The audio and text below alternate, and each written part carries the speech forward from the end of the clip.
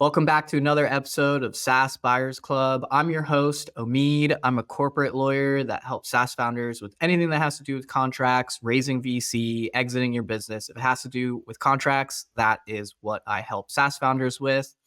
And I'm also the host of SaaS Buyers Club. And the mission of SaaS Buyers Club is to bring SaaS founders value so that they can get the best exits possible. Now, what I believe is that anyone who can offer something, information, tips, advice, anything that can help SaaS founders increase the value of their business is going to help them get the best exit possible. So with that being said, I am pleased to introduce Hira Osama. She is a certified copywriter and email strategist for SaaS founders. And she has helped numerous SaaS founders and health companies generate millions of dollars through her copywriting. So welcome. Thank you. Thank you so much for that introduction. Absolutely. So you're a copywriter? Yes. I'm a copywriter. Cool. I'm an email conversion strategist.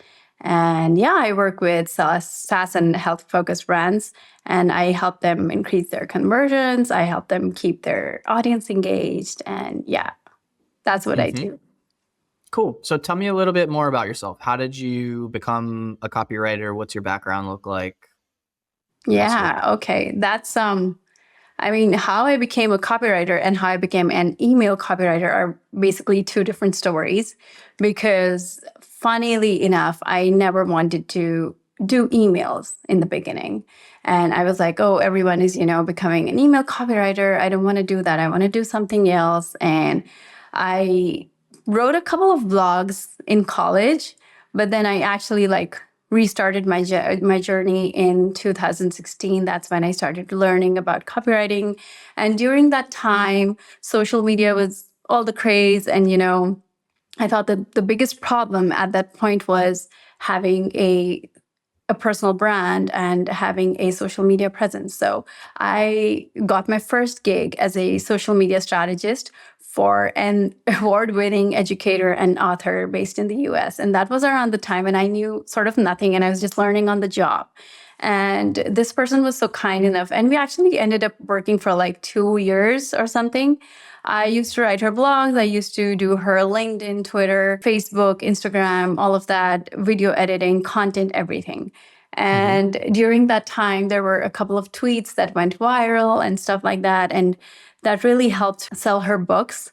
And I was very much into that. And then I went on to help a couple of coaches and some SaaS founders as well to sort of build their organic presence. But then I realized that I need a team to sort of help, completely help my clients, because they used to come to me and they obviously needed the design, they needed the community engagement, and then there was the content. And I specialized in content, but I realized that I need a team in order to execute the entire social media strategy. So I just decided to pivot and sort of, it was around 2020 when I started working with an agency right before COVID. This agency signed me on, and they said that we want you to do our emails in active campaign. And I knew nothing about ESPs back then. And basically all my life I've learned on the job until in the last 2 years.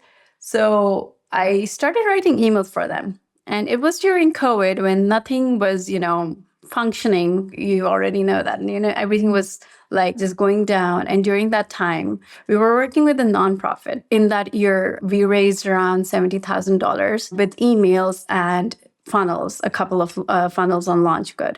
And I was surprised. I was like, oh my God, my words are making money when nothing else is working right now. And it's not like I was the most techie person or anything, but we sort of, me and the two other people on the team, we just put our heads together and we sort of put the stuff out. The tech was clunky and everything, but the messaging was very strong. The brand was very strong, and the nonprofit had quite a few donors who were, engaged. And we sort of just kept them engaged. We nurtured that relationship, and we ended up raising a lot of money. And I was pretty happy with the money raised. And then just next year, in 2022, I worked with another agency, and This time I was working with two medtech brands and I wrote scripts for them that also ended up raising close to $600,000 on crowdfund. So this was for two companies. And again, these were two scripts. And obviously when I say that, my copy raised money, it's not like I'm the only one who's responsible for raising money. It's obviously, the entire team. There are actors who are then acting the script. There's, a compliance team. There's everyone in place. But of course, the scripts, they're mine. The messaging is mine. The strategy for content is mine. That's when I said, okay, I need to, learn more about conversion copywriting. And I then thought, who better to learn conversion copywriting than the OG Joanna Weeb herself. So I signed up for her program in 2023. I don't know who that is. Joanna Weeb? Joanna Weeb from Copyhackers. Oh my God, you don't know her? Oh my God. No. I mean, she's, I guess, the person who originated the term conversion copywriting. Before we know it as direct response, but Joanna is the person who sort of originated the term conversion copywriting. And she has this site called Copyhackers, and they have copy schools. So most of the copywriters who get their certification, who are like doing really good work, they're basically copy school alumni. So last year I got my certification as a SaaS certified conversion copywriter. And I chose SaaS. I had the option of e-com and everything. I chose SaaS because that was like the most challenging for me, because I knew sort of nothing about tech and software and all of that stuff. Then, later I started working with a couple of SaaS brands. And even the years before that, I had written a couple of email sequences for SaaS brands, but I was just writing the sequences. I wasn't thinking about the strategy. So this year, and then at the end of 2023, I worked with a couple of SaaS brands. I worked with some AI brands. I worked with some fitness CRMs and stuff like that, both B2B and B2C. And most recently, I'm working with a health-focused brand, which is, it is a subscription-based model. And we wrote a win-back series in August, and we ran it in September. And from September till now, the emails alone have raised like close to $500,000. And it's amazing. Like, we put together all of this, me, the email list manager, as well as the CMO, who is Steph in Georgia, by the way. We put this together in like 15 days or something, and it's generating so much revenue. So all this time, I was like slowly falling in love with emails, writing emails, and understanding how all of it works.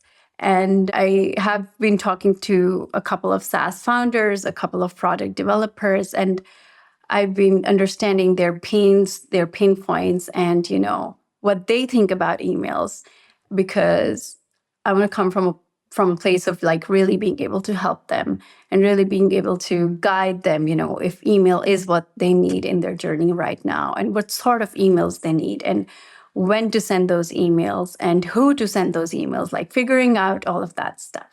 So yeah, that's my journey as a copywriter.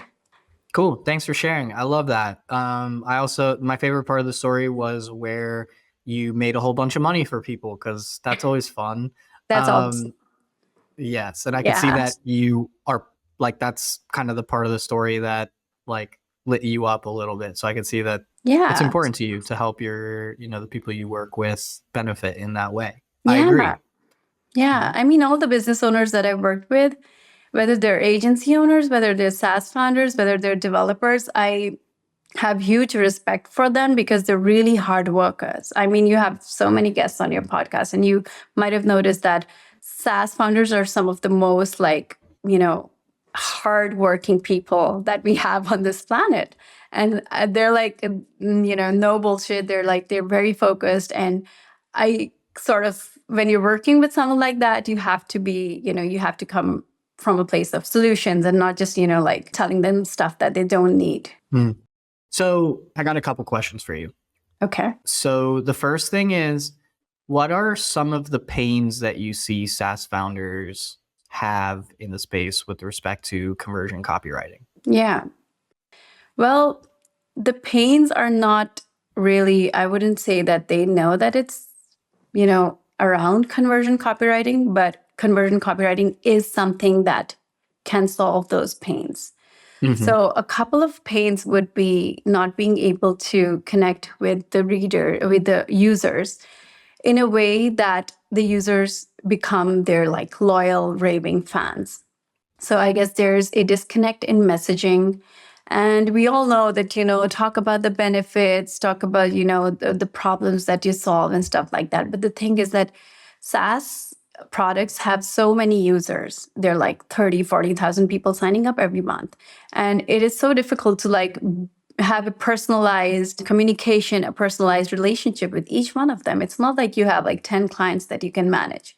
So I guess the biggest problem that they face is with the disconnect that is between their users, because founders are very passionate about their products.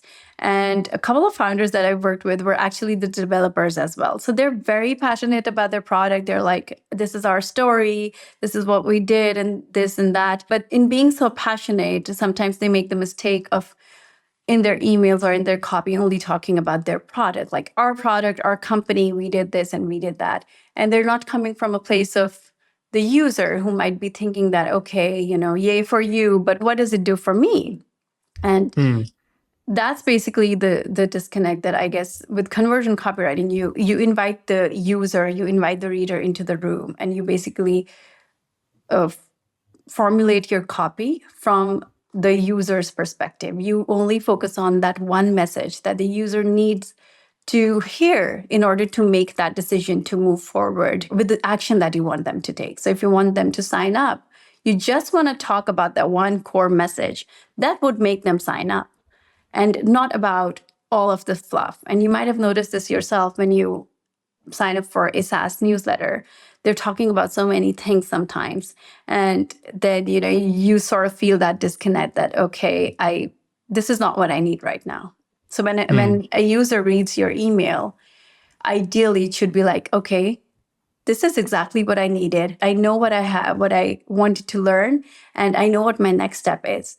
That clarity, the users mostly don't achieve with the SaaS copy. So I guess that's where the disconnect is.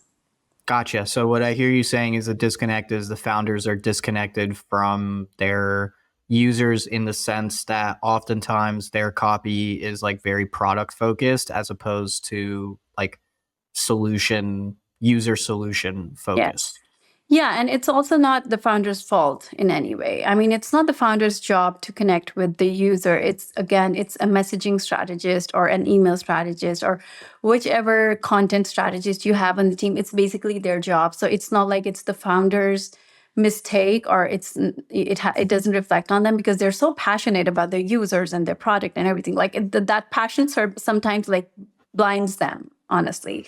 They think that the product, like telling you like, oh yeah, this product feature, they think that the user will automatically just understand think, oh the yeah, benefits. oh, this solves my problem because Yes. this this automated feature here automates this problem that the client might have, but the client doesn't see that feature, for example, might address one of their issues. Yeah. And that being said, also, their SaaS founders and SaaS companies overall are very intelligent. I mean, I've worked with, real estate business owners and e-com brands, a couple of them. And I feel like if there's an industry that truly understands the power of email marketing or conversion focused marketing, it's SaaS. That's why SaaS founders are also the most easiest to sell to, coming from a service provider's point of view. They're the easiest to sell to because they know that they need the service and they know the ROI that they're going to get from it. But again, the disconnect there is that, if they don't have a strategist on their team, they are not figuring out all of the ways how, just everything from, mapping out the customer journey and figuring out at which point they need to send what kind of a message in order to help move the user to the next point. So, yeah.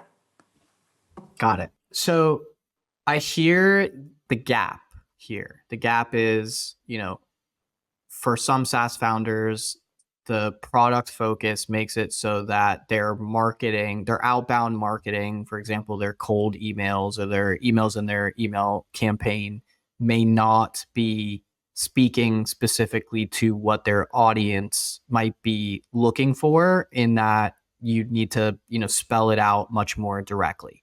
I also have heard that you have executed a number of successful campaigns where you've made money for the people that you've worked with. So my question is, okay, I get the gap, and the other side of the gap is speak from your users' perspective, speak directly to what your users might be thinking about and how they might be thinking about it, and so on and so forth. But my question is, how do you write copy that makes money? Or what does a conversion copywriting campaign look like, for example? And what is the key to making money with your copy in a successful campaign? Okay, yeah, that's a really good question. Okay, so I'll walk you through what a normal conversion-focused campaign looks like. So, for example, a SaaS founder comes to me and they want to convert their trial users into paid subscribers, right? And I'm giving such a specific example because most businesses, they don't know the kind of emails they need, but SaaS companies know the kind of emails they need.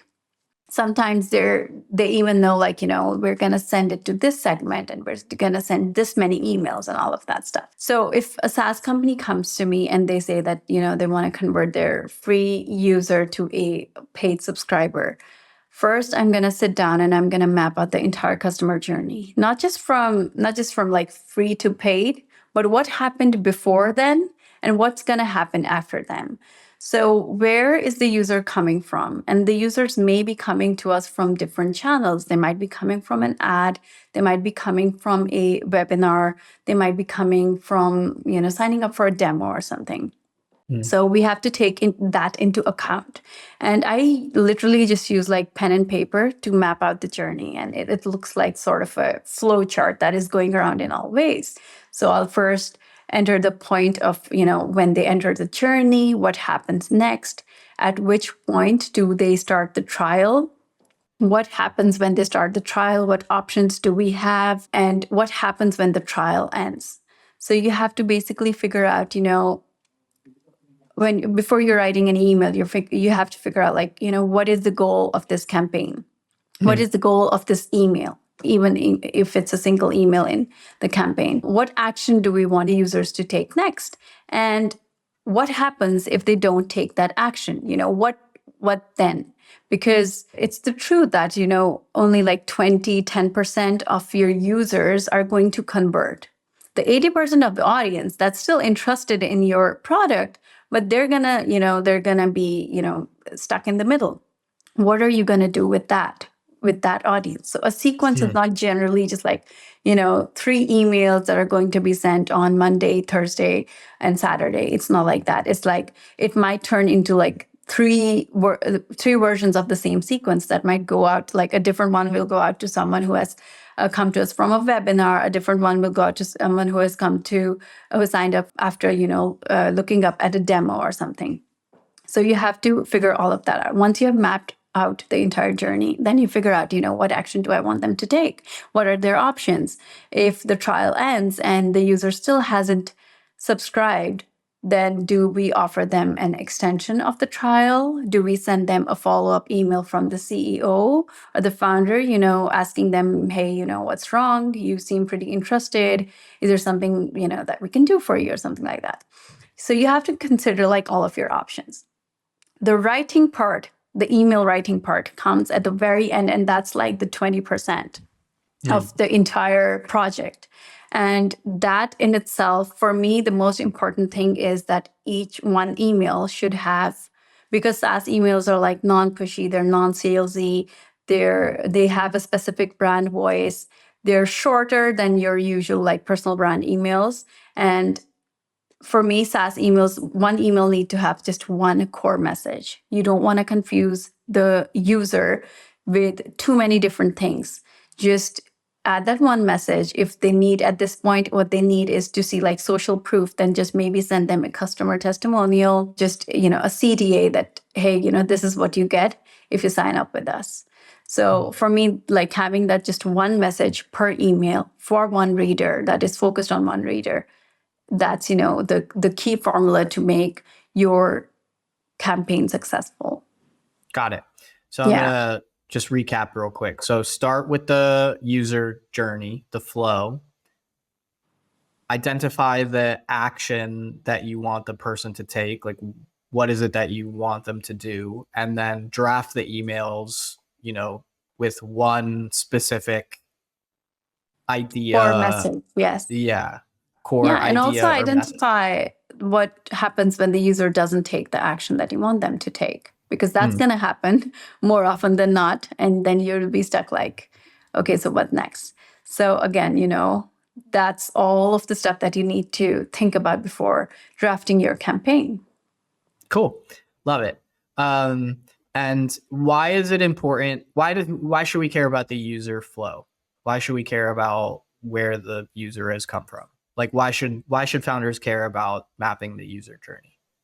For the sake of personalization, personalization, I read a stat somewhere that emails that are personalized or campaigns that are personalized, they convert like 80% better or something like that. Or like 80% customers tend to convert if, a campaign is personalized. So for the sake of personalization, you want to know what they're thinking of when they enter the journey. So you're able to like send them the right kind of message. If they're coming from a demo, you will then understand that, okay, so the demo is about, the technicality, the features and all of that stuff. Maybe they're looking for good features. The webinar may be, just helping them make more money or helping them manage their team better. And then you'll be able to send them messages according to that. So it's all about deciphering the kind of message that they want to see at the end of the day, because we don't want to confuse them with a different message. And they're like, hey, this is not what we're looking for. And we signed up for a different purpose. So that's why mapping out a user flow and identifying the points that are important for the user and where they're coming from and what they're thinking at each stage, that's very important. Got it. Okay. Yeah. So we just answered the first part of the journey, which is the user flow and why it matters. The second part of the journey to writing conversion copy for SaaS founders is identifying the action that you want them to take. Is that right? Yeah. And also the one core message, the one message that they need to hear, that they need to see, that will compel them to take the next action. Because with emails, our job is not to take the user from A to Z. It's just like our job is to take the user from A to B to C. And then, we're going stepwise, right? So we're just asking them to take the next action. We're just asking them to put their card details down so, they get to enjoy the features in the long run. So I heard the most common campaign for SaaS founders is free trial to paid trial, right? Yeah. So that's like an email flow journey that is typical for SaaS founders. What's like another typical email flow journey that SaaS founders often utilize? SaaS founders send a lot of newsletters. So they're sending a lot of nurture emails. These may be something that they, come up with every week, every month, or this may be like a very long nurture campaign. So newsletters and an onboarding sequence when a user signs up for a trial and then, you're asking them to become a paid subscriber. That's like, these are the two most common things that SaaS founders implement.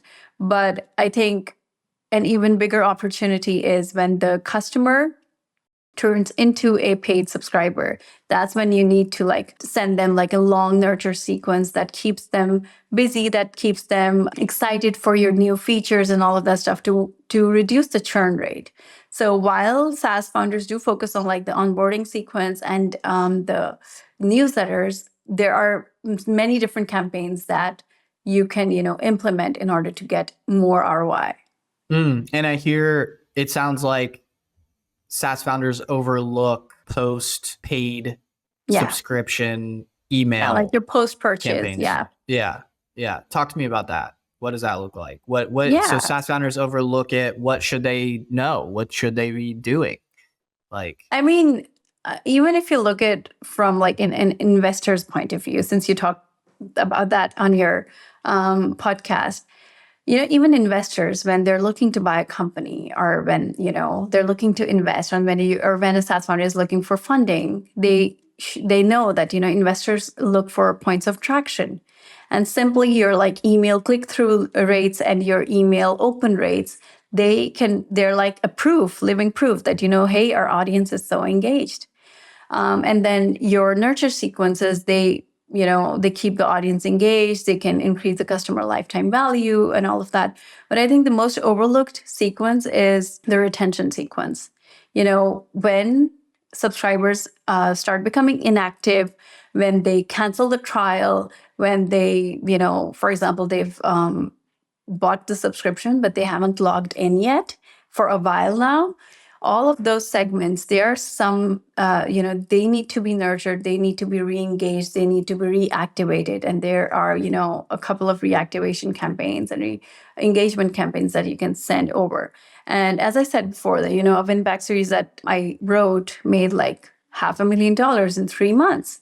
That's like living proof that just, focusing on the users that have already decided to pay you. They have paid you, but they have canceled afterwards. There are some of the people who are really interested in your product, but for some reason, they've decided that, this is not for us. It might be, that they don't understand the features. It might be that the product is too complex. And sometimes it's such a low effort to like show them, hey, no, we're for you. It's really low effort. It's actually more low effort than convincing someone to, pay you in the first place. So retention emails are some of the easiest to set up, and they give huge ROI. They reduce churn rates. Even if you're, thinking of selling your SaaS, if you're thinking of, raising funding, having a robust retention sequence in place can, showcase those points of traction that will be really appealing to the investors. So you just mentioned that over 3 months, you raised $500,000. Was it through a retention suite sequence? Yeah, it was a win-back series. And It was for a health-focused subscription brand. So we sent like 3 different sequences. One form of that same sequence was sent to users who stopped using like the product after 1 month and they didn't order a refill. And another sequence was sent to users who stopped, using the product after 2, 3, and 4 months. And then another version of that sequence was sent to subscribers who stopped using the product after 5, 6, and beyond, So, yeah. And what was that? Like, how did you come to send that sequence? It sounds like the sequence was successful. So, Yes. And your methodology or your belief it's so important to, speak from the perspective of the user. So what did that retention sequence look like? What did it sound like? And how did you craft it that made it successful? Its success has a lot to do with the brand's entire strategy as well. So the brand, we send like daily email newsletters. I'm basically the daily email newsletter writer for that brand. And we are nurturing the audience in a way that, they're very engaged.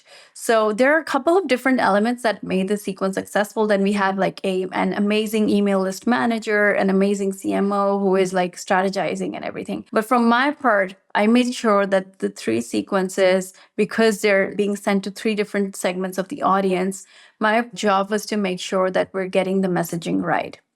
So for users who are, not using the product after 6 months, they're obviously they've been loyal to us for like 6 months.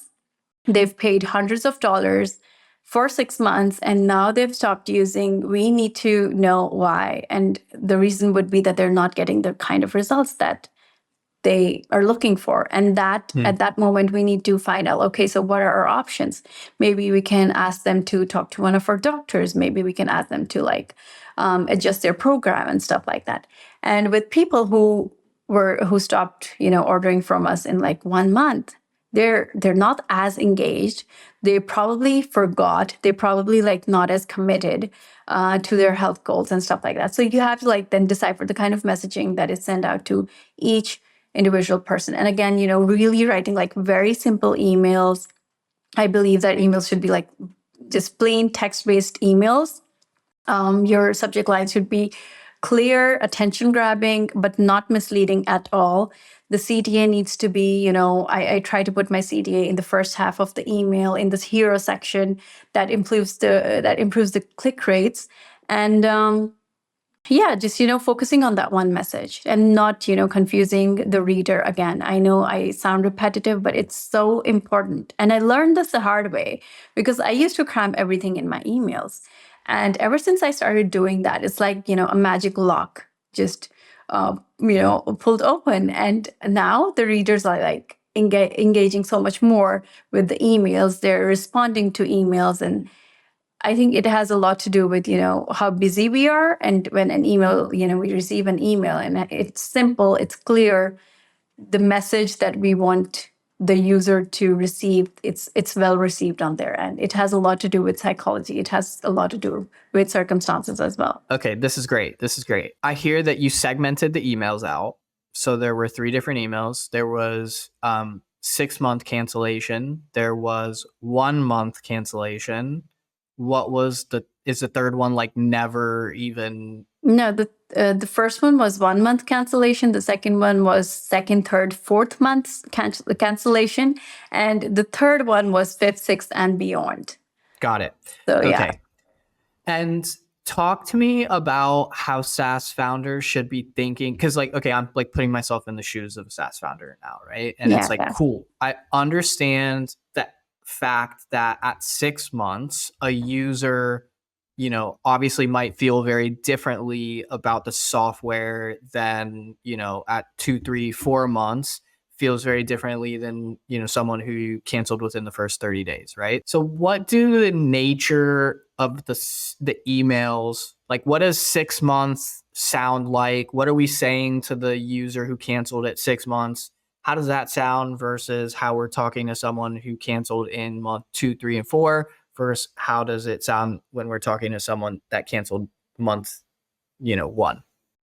Yeah. I mean, well, first of all, it depends on the kind of product and the data that you're gathering. So it all depends on the data that you have. But on the top of my head, if you think of it from the user's point of view, if someone cancels their subscription or stops, just takes out their card details after 1 month, there can be a couple of reasons for that. They might be, again, they might not just understand the product. They might feel like it's too expensive. They might not even have, utilized all of the features. And there are a couple of messaging that we can send them. We can ask them to, that, hey, this is a new feature that we added. It might be something that, you were looking for and stuff like that. And you can also offer them an extended paid trial or something like that. Or maybe just, hop on a call with them and ask them, what's wrong. But when a user cancels after 6 months, that is someone who might even be a power user. That is someone who has probably used all of your features. They know your product really well, and they have committed to spending hundreds of dollars for 6 whole months. At that point, I guess your best bet would be to give them a red carpet treatment, to treat them like a VIP. And this should be done before they cancel the trial, before they're about to churn. If your ESP detects that, this user is about to churn, you need to send them a re-engagement sequence. But even if they do so still, you can, just ask them, ask that, why did you stop using our product? And you might get something like, okay, we've scaled our company and we're now looking for better options, or we're looking for more, for a different platform, or we've shifted to something else. And that might not be the kind of answer that you're looking for, but at least you'll know that this was the reason why they canceled. And if they have any other concern, maybe just, look into if you can solve that concern, if you can get them back. Otherwise, if it's just a plain, simple disconnect of messaging, then obviously, you need to, again, look at your previous re-engagement sequence, because that sequence did not do a very good job of holding on to that user who was paying us. And then, you again just need to look at your entire previous messaging, that where we fell short of giving out support to the user. Got it. Thanks for letting me grill you about conversion copywriting emails. And yeah, that was great breakdown. I'm curious, what are Hira's secrets to newsletters? What are your secrets to newsletters? My What secrets to secret? me. Yes. What secrets do you have to share with us about writing newsletters? Okay. Well, I think there's so many newsletters out there right now that in order to stand out, it's becoming increasingly, impossible. I think the one thing that people need to focus on now is to have a really different point of view and to be opinionated.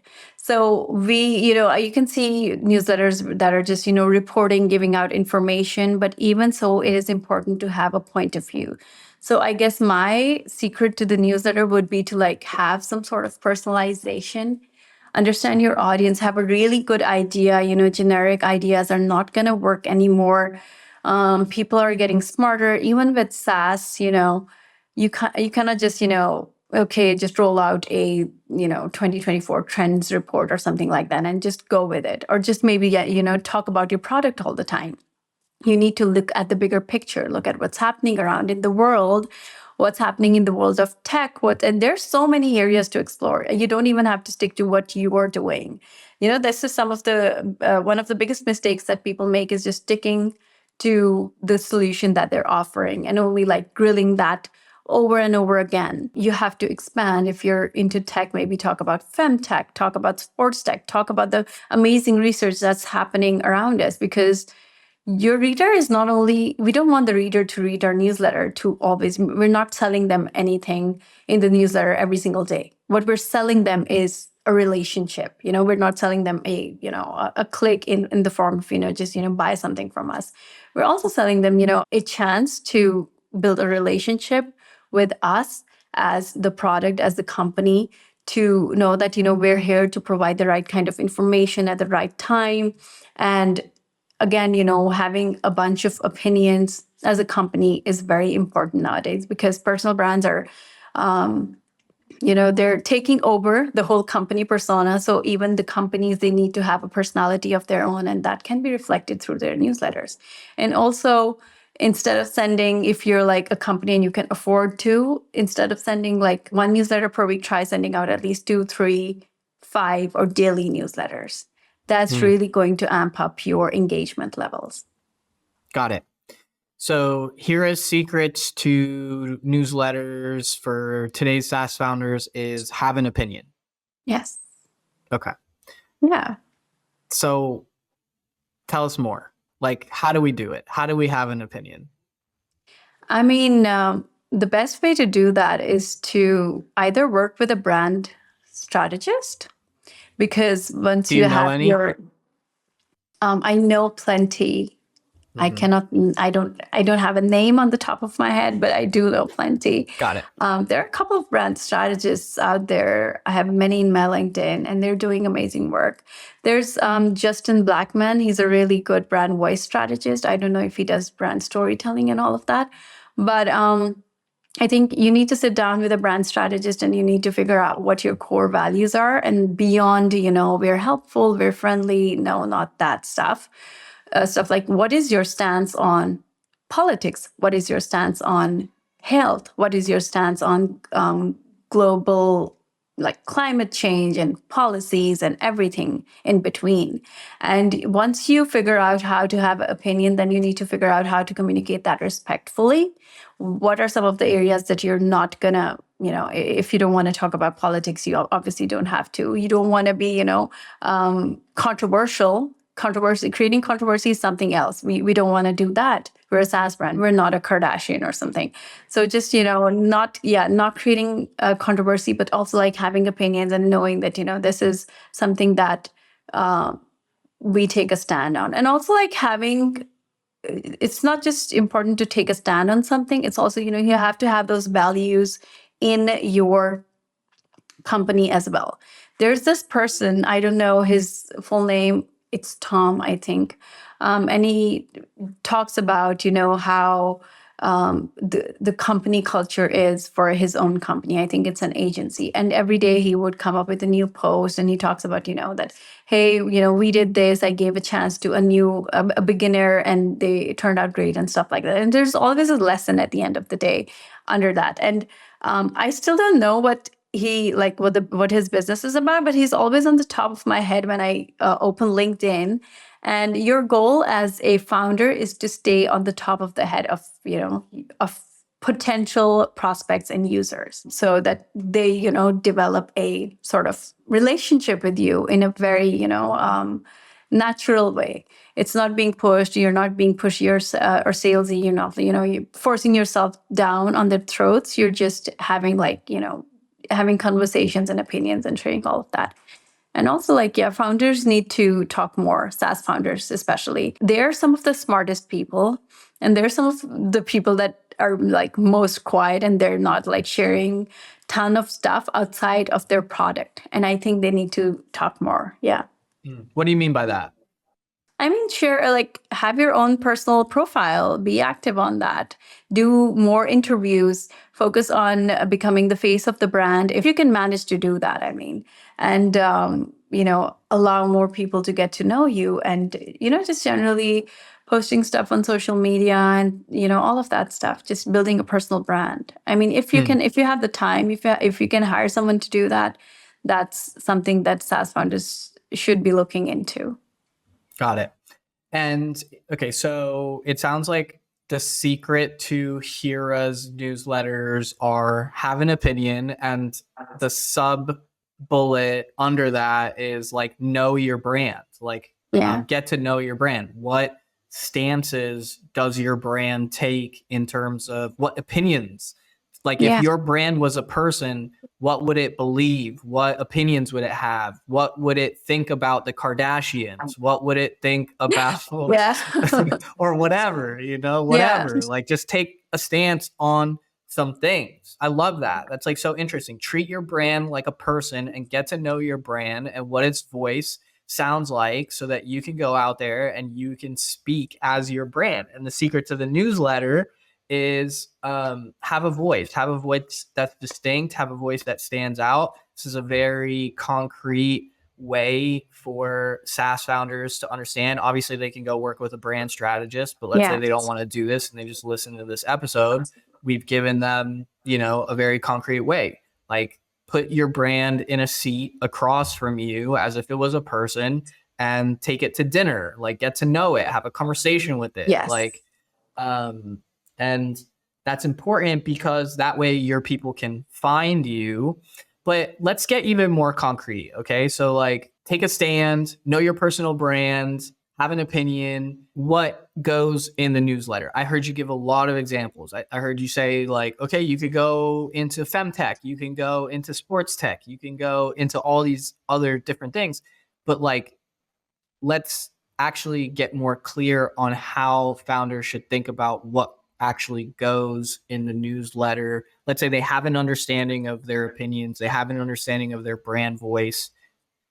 What do they put in the newsletter? How do they think about what to put in the newsletter? Well, a newsletter can have 3 kinds of things. It can either be something that's entertaining, it can either be a solution, or it can either be just you plainly reporting something that happened. So just focus on these 3 areas. You don't have to look beyond that. And under these 3 areas comes everything. So if you want to send out an entertaining email, maybe just talk about, something funny that happened the other day at the office or something like that. Do some sort of storytelling. Maybe talk about a personal experience, a personal anecdote, something that happened, something funny. And obviously stories can be made. They just look around yourself, take a small incident and create a story out of that. Otherwise, you can just do reportings. The newsletter that I write is purely reporting. So we're only sharing research, factual data, and nothing else. And whenever I send out a newsletter, it needs to have an original study that was done between 2022 to 2024, and it must solve the subscriber's problem in some way. So if they're trying to lose weight, we're helping them, find ways of losing weight in a healthy way, and maybe like improving their body image and everything related to that umbrella. And the other thing was entertaining, solution. And again, the other thing was solution. So you're entertaining, you're reporting, or you're providing them a solution with a solution. And the solution, again, looks like with solution, you don't have to put in data or research. Solutions can look like, hey, our customer did this thing and it's helped them solve their problem. And maybe it can also help you solve your problem as well. Or maybe it's just generally talking about, we came across this tip online. Maybe it can help you do this. For example, if a founder is struggling with, their employees who are not engaged in their work. So, there are 4 tips to engage your employees and, foster better company culture and stuff like that. So, these are the kind of emails that you can send the kind of content that you can add to your newsletter. And of course, there are then many ways to expand beyond that.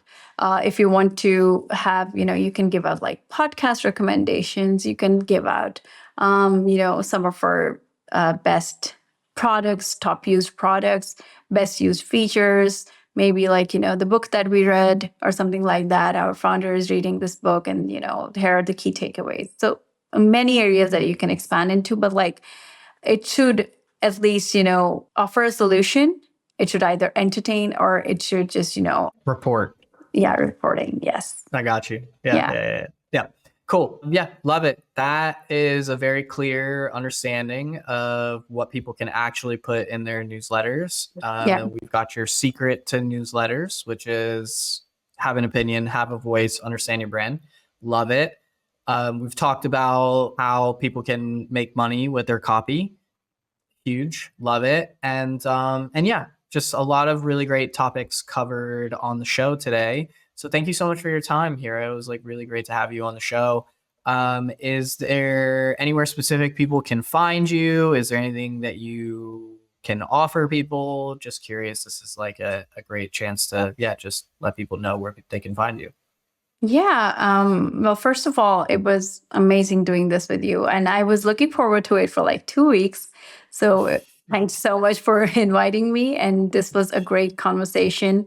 And well, as for where people can find me, you can find me on my Instagram. I think you can link it down below, right?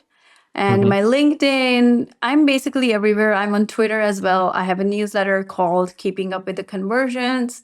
Again, you can link it out. You're a Kardashian fan. Are you a Kardashian fan? I feel like you like I guess I have, mentioned them quite a bit in this podcast. No, you only mentioned them once. That's all. Yeah, but also like Keeping Up with the Conversions, that also Kardashian. Is very Kardashian. Inspired, yes.